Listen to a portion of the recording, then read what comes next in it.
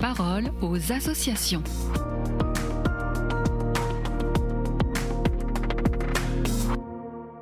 Bienvenue dans la parole aux associations. Aujourd'hui, je suis avec Bénédicte Bretéché. Bonjour Bénédicte. Bonjour Agnès.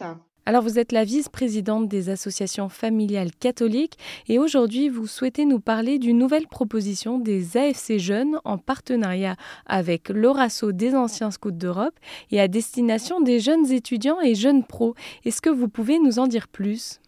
Oui, bien entendu Agnès. Vous savez comme moi que les réseaux sociaux, les enjeux climatiques, la pauvreté, l'immigration, la vie affective, professionnelle, familiale, l'engagement citoyen, tout ça, c'est autant de questions que se pose la génération qu'on appelle Y et Z, des questions auxquelles elles sont confrontées et leur aspiration à la justice, la paix, au bonheur est certainement très grand, mais on sait bien aussi que les contraintes auxquelles ils font face peuvent être déstabilisantes et parfois décourageantes.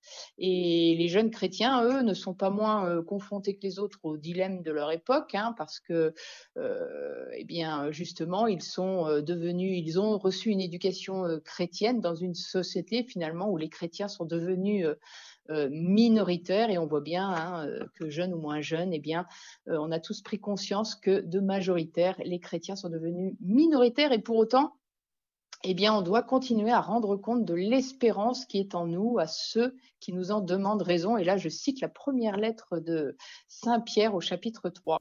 Et alors, quelle est la proposition des AFC Jeunes avec l'Horacio des anciens scouts d'Europe pour aider les jeunes à répondre à ce défi de vivre en chrétien dans la société ? Alors, ensemble, nous proposons le parcours DSE Jeunes. Ça veut dire Doctrine sociale de l'Église pour les jeunes, qui est en fait une formation en visioconférence, en direct. Elles sont interactives pour permettre aux jeunes justement d'aborder les points fondamentaux de la doctrine sociale de l'Église et accueillir aussi le témoignage de celles et ceux qui les mettent en pratique. C'est un parcours qui se veut dynamique pour engager les jeunes sur des situations concrètes qui va de la vie quotidienne aux enjeux planétaires et montrer aussi combien les jeunes chrétiens ont un trésor véritablement entre les mains pour vivre en cohérence avec leur foi et devenir la génération plus.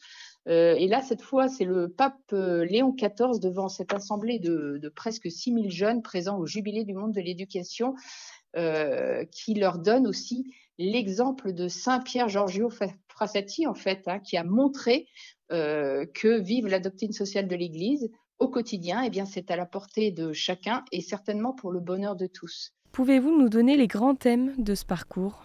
Oui, bien sûr. Alors, le premier d'entre eux, c'est la dignité de la personne humaine. C'est vraiment le sujet fondamental duquel va découler tous les grands thèmes de la doctrine sociale.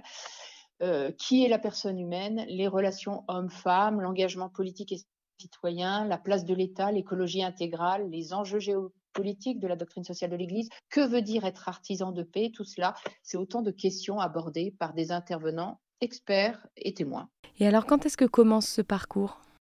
En fait, là, actuellement, nous sommes dans la phase de finalisation et on prévoit de démarrer le parcours courant du mois de janvier. Mais je pense qu'on aura l'occasion d'en reparler beaucoup plus précisément entre cette fin d'année et le début d'année prochaine. Merci Bénédicte pour ce partage et je rappelle qu'on peut avoir plus d'informations sur le site internet afc-france.org. Très belle journée à vous. Merci Agnès, à bientôt. La parole aux associations.